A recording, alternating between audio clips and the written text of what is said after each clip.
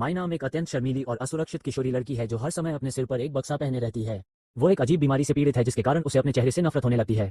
वो सचमुच मानती है कि वह इस धरती पर सबसे बदसूरत इंसान है और उसे लोगों से छिपाया जाना चाहिए। वास्तव में उसने 3 साल से खुद को आईने में नहीं देखा है और न ही घर से बाहर कदम रखा है। माई नाम अपने भाई पिएले वान और पिता श्री के साथ रहती है। बॉन्ड, जो हमेशा उसके बारे में चिंतित रहते हैं। एक शाम प्लो वान अपनी कोहनी में चोट के साथ घर लौटा है और दुकान में चोरी करने की बात स्वीकार करता है। खुद को मुसीबत में पड़ने से बचाने के लिए वह अपने पिता का ध्यान अपनी बहन की ओर आकर्षित करता है जो पूरी तरह से पागल है। अपनी स्थिति के कारण मेनम को बार बार घबराहट के दौरे पड़ते हैं और जब वह चिंतित होती है तो उसे सांस लेने में कठिनाई होती है। प्लोवान की टिप्पणी से उसे बहुत दुख पहुंचा है जिससे उसे सांस लेने में कठिनाई हो रही है। श्री बॉन्ड, जो पिछले कुछ वर्षों में उसकी प्रतिक्रियाओं का आदी हो चुका है, उसे शांत होने में मदद करता है। इसके बाद मेनम ने अपने ब्लॉग में अपने जीवन की कहानी बताई कि कैसे वह एक बदसूरत बत्तख बन गई। लोगों को यह जानकर आश्चर्य हो सकता है कि अपने जीवन के पहले 13 वर्षों तक मेनोम किसी भी सामान्य व्यक्ति की तरह ही थी। उसके पास दोस्त थे, सामाजिक जीवन था और वह अपने बारे में आश्वस्त थी। लेकिन फिर मिडिल स्कूल में उसे अपनी कक्षा के सबसे सुंदर लड़के से प्यार हो गया। वो उसके लिए इतनी दीवानी थी कि एक दिन उसने सबके सामने अपने प्यार का इजहार कर दिया। हालांकि उसे निराशा हुई जब लड़के ने उसकी भावनाओं का जवाब नहीं दिया। इसके बजाय उसने उसका उपहार जमीन पर फेंक दिया और उसे अब तक की सबसे बदसूरत लड़की कहा। यहाँ तक कि उन्होंने उससे सिर पर एक बैग पहनने को भी कहा तथा कहा कि उसका चेहरा डराने वाला है। उसके सभी सहपाठियों ने उस लड़के का अनुसरण किया और उसे बदसूरत कहा। ये घटना उस बेचारी लड़की के लिए इतनी दर्दनाक थी कि उसने अपने आसपास के सभी लोगों से दूरी बना ली तथा दोबारा स्कूल जाने से इनकार कर दिया। श्री बॉन्ड ने उसे समझाने की पूरी कोशिश की, लेकिन जब उसे एहसास हुआ कि वह एक वास्तविक समस्या का सामना कर रही है तो उसने उसे घर पर ही शिक्षा लेने की अनुमति दे दी। घटना के बाद मेनोम ने 1 साल तक खुद को आईने में नहीं देखा और बिल्कुल भी बाहर नहीं गई। एक दिन वह घर के बाहर फंस गए गुब्बारे को निकालने की कोशिश कर रही थी।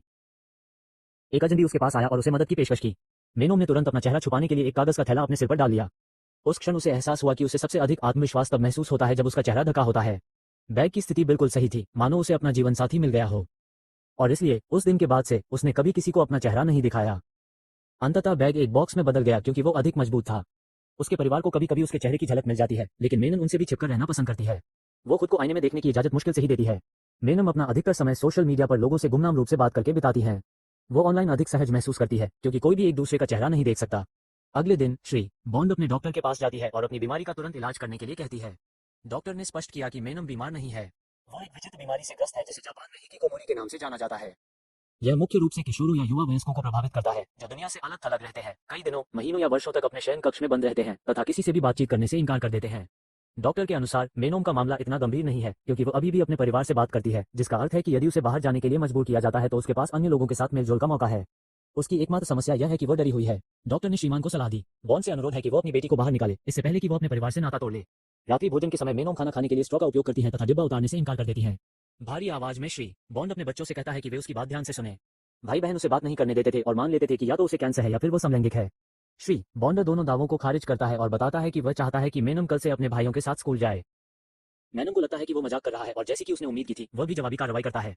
लेकिन इस बार श्री बॉन्ड उसकी जिद के आगे झुकता नहीं है और अपने निर्णय पर अडिग रहता है। यहाँ तक कि पिएले हुआन भी अपने पिता की दृढ़ता से आश्चर्यचकित है। मेनम कहती है कि वो उससे नफरत करती है और गुस्से में अपने कमरे में चली जाती है। वो अगले 1 घंटे तक रोती रहती है, कल की चिंता में। उसे यकीन है कि हर कोई उस बॉक्स के लिए उसे परेशान करेगा। फिर भी वो बदसूरत कहलाने की अपेक्षा धमकाया जाना अधिक पसंद करती है। उसे बेहतर महसूस कराने के लिए पिएले हुआन उसके लिए पुराने बॉक्स के स्थान पर एक नया बॉक्स लाता है और उसे सजाने में मदद करने की पेशकश करता है। इसके बाद वह पहली बार बॉक्स को हटाती है और अपना चेहरा दिखाती है जो कि बदसूरत बिल्कुल नहीं है। लोवेन उसे आश्वासन देता है कि वह लोगों को उसका मजाक नहीं उड़ाने देगा, लेकिन इससे उसे अच्छा महसूस नहीं होता। फिर भाई बहन मैनम के लिए नया बक्सा सजाते हैं। अगली सुबह श्री बॉन्ड अपने बच्चों को स्कूल ले जाता है जबकि प्लोवन कार से उतरकर पैदल अंदर जाता है। बॉक्स के नीचे मैनम को तेज सांस लेने में तकलीफ होने लगती है। श्री बॉन्ड उसकी मदद करने के लिए शांतिदायक संगीत बजाता है और उसे अंदर जाने के लिए प्रेरित करता है। मैनम ने कल रात उसे बुरा भला कहने के लिए माफी मांगी और उसकी मदद करने की कोशिश करने के लिए उसे धन्यवाद दिया। जैसे ही वो चली जाती है श्री बॉन्डर भी अपनी बेटी के लिए चिंतित होकर रोने लगता है। मेनम अपनी सांस रोककर अंततः स्कूल में चली जाती है। उसके सिर पर रखा बड़ा चमकीला बक्सा किसी का ध्यान नहीं खींचता। हर कोई उसकी ओर इशारा करके फुसफुसाने लगता है जिससे वो और भी अधिक घबरा जाती है। उनकी हंसी उसे उस दिन की याद दिलाती है जब कई साल पहले उसे अपमानित किया गया था। मेनम को चक्कर आता है और वह बेहोश होने वाली होती है, लेकिन एक आदमी उसकी मदद के लिए आता है। ठीक समय पर उसने हेलमेट भी पहन लिया जिससे उसे थोड़ा बेहतर महसूस हुआ। वो व्यक्ति अपना नाम मिंटन बताता है, लेकिन वो घबरा जाती है और भाग जाती है। जब वो ऐसा कर रही होती है तो गलती से उसकी मुलाकात स्कूल के सबसे लोकप्रिय लड़की जीरो से हो जाती है। वो और उसके दोस्तों का समूह से बक्सा उतारने को कहते हैं। वे उसकी शक्ल देखने के लिए उत्सुक होते हैं। जब मेनोम ऐसा करने से इनकार करती है तो वे उसे घेर लेते हैं और जबरदस्ती ऐसा करने की कोशिश करते हैं। उन्हें मिंटन द्वारा रोका जाता है, जो अपना हेलमेट उतार देता है और अपना चेहरा दिखाता है। जीरो और मिंटन गुस्से में एक दूसरे को घूरते हैं और स्कूल के बाहर संघर्ष को हल करने का फैसला करते हैं। इसके बाद मिंटन मेनोम का हाथ पकड़ता है और उसे दूर ले जाता है। अगले दृश्य में वो घबराई हुई सी कक्षा के सामने खड़ी है। शिक्षिका को उसकी स्थिति के बारे में बताया गया है, इसलिए वह छात्रों से उसकी निजता का सम्मान करने का अनुरोध करती है, लेकिन सामान्य किशोर होने के कारण वे उसे धमकाना शुरू कर देते हैं तथा उससे अपना चेहरा दिखाने का आग्रह करते हैं। मिंटन भी उसी कक्षा में है और अपने सहपाठियों के व्यवहार से नाराज है। मेनोम चुपचाप आखिरी सीट पर चली जाती है और ज्यादातर समय अपना सिर नीचे झुकाए बैठी रहती है। लंच ब्रेक के दौरान वो अपने भाई को ढूंढते हुए कैफेटेरिया जाती है, लेकिन उसे कहीं नहीं पाती। छात्र उसे घूरना और उसके बारे में बातें करना बंद नहीं करते। दो लड़के उसे सिर पर डिब्बा रखकर खाते हुए देख लेते हैं और उसे उतारने के लिए मजबूर करते हैं। हर कोई उन्हें उसे परेशान करते हुए देखता है, लेकिन मदद करने के बजाय हंसता है। अंततः मेनोम अपना खाना अधूरा छोड़कर रोते हुए बाहर भाग जाती है। जब वह खेल के मैदान में अकेली होती है तो मिंटन अचानक उसके पास आ जाता है। उसने हेलमेट पहना हुआ है, जिसे वह सोचती है कि वह उसके बॉस का मजाक उड़ाने के लिए पहना हुआ है। मिंटन ने स्पष्ट किया कि उन्हें हेलमेट के साथ अपना लुक पसंद है। इसके बाद वो अपना सैंडविच उसके साथ साझा करता है, क्योंकि वो पहले कुछ नहीं खा सकी थी। उसके बाद मनम को उससे बात करने में बहुत सहजता महसूस होती है। वे मजाक करते हैं और हंसते हैं, लेकिन फिर वह कहती है कि वो अगले दिन स्कूल नहीं आएगी। मिंटन कहता है कि वह उसका मित्र है और उससे आने का आग्रह करता है, भले ही वो केवल उसके लिए ही क्यों ना हो। स्कूल के बाद मिंटन और बदमाश शून्य मिलते हैं, जैसा कि उन्होंने वादा किया था। मतभेदों के कारण उनमें मौखिक झगड़ा हो जाता है। मिंटन शून्य को हमेशा अपने गुर्गों के साथ घूमने के लिए अपमानित करता है और उसे आमने सामने की लड़ाई के लिए चुनौती देता है। शून्य उसे ले लेता है और अपने दोस्तों को वहीं रुकने के लिए कहकर आगे बढ़ जाता है। मिंटन पहला मुक्का मारता है, लेकिन जीरो उतने ही शक्तिशाली प्रहार से पलटवार करता है। मीन नाम घर वापस आ रही होती है जब वह उन्हें कुश्ती करते हुए देखती है। अचानक पुलिस आ जाती है और लड़कों को अलग होना पड़ता है। शून्य उसे बाहर जाते हुए देखता है और उसे अपने साथ खींच लेता है। एक शांत क्षेत्र में भागकर वह उसके सिर से बक्सा उतार देता है। एक चरम दृश्य में वह उसकी ओर देखता है और वहां पर अवाक रह जाता है। लेकिन मेनूम सोचती है कि वो उसे इसलिए घूर रहा है क्योंकि वो बदसूरत है। उसके अतीत के आघात की यादें उसके दिमाग में घूमती रहती हैं और वो बेहोश हो जाती है। जब मेनूम अंततः जागती है तो वह खुद को अस्पताल के बिस्तर पर बिना बक्से के पाती है। वो तुरंत घबरा जाती है और उसे शांत करने के लिए फेस मास्क लगाना पड़ता है। उसके पिता को इस बात का बहुत अफसोस है कि उन्होंने उसे स्कूल भेजने के लिए मजबूर किया।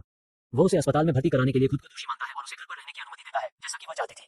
सभी को आश्चर्यचकित करते हुए मेनम ने घोषणा की कि वो स्कूल वापस जाना चाहती है, क्योंकि वह जीरो से बदला लेना चाहती है, जिसने उसे बॉक्स हटाने के लिए मजबूर किया था। अगले दिन शून्य अकेले ही मेनम के बारे में सोच रहा है। वो इस बात से उलझन में है कि जब वह इतनी सुंदर है तो उसने अपना चेहरा क्यों ढका है। तभी मेनम वहां आती है और कल की उसकी हरकतों के लिए उसके मुंह पर थप्पड़ मारती है। जब उसके गुर्गे उसके करीब आने की कोशिश करते हैं तो जीरो उन्हें रोक देता है। वो एक बार फिर उसके चेहरे का मुखौटा उतारने की कोशिश करता है, लेकिन मिंटन उसे रोक देता है। उसके कारण वे पुनः झगड़ने लगते हैं, लेकिन वो उन दोनों को रोकती है और एक तरफ ले जाती है। अब तक स्कूल में बॉक्स हेड गर्ल के लिए दो खूबसूरत लड़कों के बीच लड़ाई की खबर फैल चुकी है। मेनोम उन लोगों पर चिल्लाती है कि उन्होंने उसका जीवन और भी कठिन बना दिया है। जब मिंटन कहता है कि वो केवल उसकी मदद करना चाहता था तो जीरो हंसता है। उसे यकीन है कि मिंटन भी उसकी तरह उसकी ओर आकर्षित है। मिंटन को भी लगता है कि जीरो मेनोम के साथ आने की कोशिश कर रहा है और वो उससे पूछता है कि क्या ये सच है। घबराए हुए शून्य ने इससे इनकार करते हुए मेनोम को बदसूरत बताया। ये टिप्पणी उसे उसके आघात की याद दिलाती है और उसे पुनः बेहोश कर देती है। मिंटन उसकी मदद करता है जबकि जीरो ईर्ष्यालु होकर पीछे रह जाता है। अगले दिन मेनोम अपने असुरक्षित चेहरे पर वापस आ जाती है। वो अपने कमरे से बाहर आने या किसी से बात करने से इनकार कर देती है। श्री बॉन्ड और पीएलओ ऑन इस बात पर चर्चा कर रहे हैं कि जब कोई उन्हें उनके घर के बाहर से बुलाएगा तो वे उसकी मदद कैसे कर सकते हैं। शून्य अपनी गलती के लिए मेनोम से माफी मांगने आया है, लेकिन प्लो ऑन ने उसे अंदर आने से मना कर दिया तथा उस पर मेनोम को पुनः अवसाद के गर्त में भेजने का आरोप लगाया। अगली सुबह मिंटन उसे खुश करने के लिए आता है, लेकिन उसके बार बार अनुरोध करने पर भी वो उसे अपने कमरे में आने से मना कर देती है। वो चेहरे पर मास्क लगाकर उससे मिलती है। उसे ये जानकर आश्चर्य हुआ कि उसने एक बत्तख का बक्सा बनाया है जिसका उपयोग वो अपना चेहरा ढकने के लिए कर सकती है। मेनोम ये दृश्य देखकर हंसने से खुद को नहीं रोक पाती। उन्होंने अपने लिए एक बत्तख का हेलमेट भी बनाया है। वे अपने अपने सिर पर टोपी पहनते हैं और डफ पंक नामक एक बैंड शुरू करने के लिए आगे बढ़ते हैं। दरअसल वे लोग एक साथ ही खाना खाते हैं। मिंटन उसकी देखभाल करने का वादा करता है और उसे अगली सुबह स्कूल वापस आने के लिए मना लेता है। वो उसे अपने साथ स्कूल ले जाता है। जब मेनोम अकेली होती है, शून्य उसके पास आता है और माफी मांगने की कोशिश करता है, लेकिन प्लोवन उन्हें परेशान करता है और उसे दूर भेज देता है। बाद में कक्षा के दौरान ओजोन नाम की एक लड़की मेनोम के पास आती है और उससे एक एहसान मांगती है। ये पता चला है कि मेनोम और शून्य के डेटिंग के बारे में एक अफवाह स्कूल में घूम रही है, क्योंकि वो उसकी बात सुन सकता है। ओजोन चाहता है कि मेनोम उसे लोगों को परेशान करने से रोके। मेनोम ने उससे कोई भी संबंध होने से इनकार किया और वहां से चली गई। यहाँ तक कि लंच ब्रेक के दौरान भी लोगों की भीड़ उससे इसी तरह की मदद मांगती है, लेकिन वो सबको ठुकरा देती है। लेकिन फिर उसे बताया जाता है कि जीरो उसके भाई की पिटाई कर रहा है। उसे देखने के लिए दौड़ते हुए वह देखती है कि जीरो के दोस्त उसे पीट पीट कर जमीन पर गिरा रहे हैं।